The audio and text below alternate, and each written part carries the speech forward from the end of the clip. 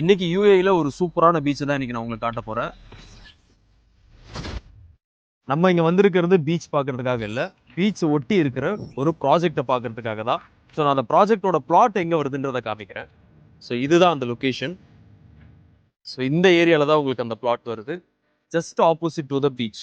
மொத்தம் யூஏயில் எடுத்துக்கிட்டீங்கன்னா இந்த ப்ரைஸுக்கு உங்களுக்கு எங்கேயுமே ப்ராப்பர்ட்டி கிடையாது. ஸோ என்ன ப்ரைஸ்ன்றதை நான் உங்களுக்கு கடைசியாக சொல்கிறேன், வீடியோ முழுசாக பாருங்க. ஸோ இந்த ப்ராப்பர்ட்டி உங்களுக்கு 30/70 பேமெண்ட் பிளான்ல வருது. ஸோ இது டோட்டலாக ஒரு 50 ஃப்ளோர்ஸ் 5 டவர் இருக்கிற ஒரு கம்யூனிட்டி அப்பார்ட்மெண்ட்டாக தான் உங்களுக்கு இந்த ப்ராஜெக்ட் வருது.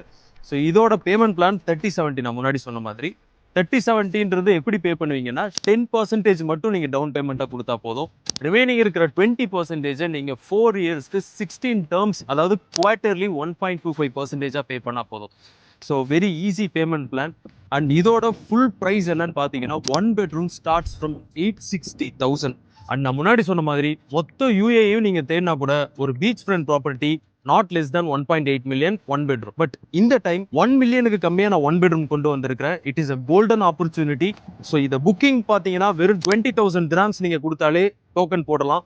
ஸோ நீங்கள் சீக்கிரமாக புக் பண்ணணும் அப்படின்னா இமீடியட்டாக நான் காண்டாக்ட் பண்ணுங்கள். Because 1 bedroom has so much of demand. சீக்கிரமாக முடிஞ்சிடும். ஸோ எவ்வளோக்கு எவ்வளோ சீக்கிரமாக டிசிஷன் எடுக்கிறீங்களோ அவ்வளோக்கு எவ்வளோ உங்களுக்கு நல்லது.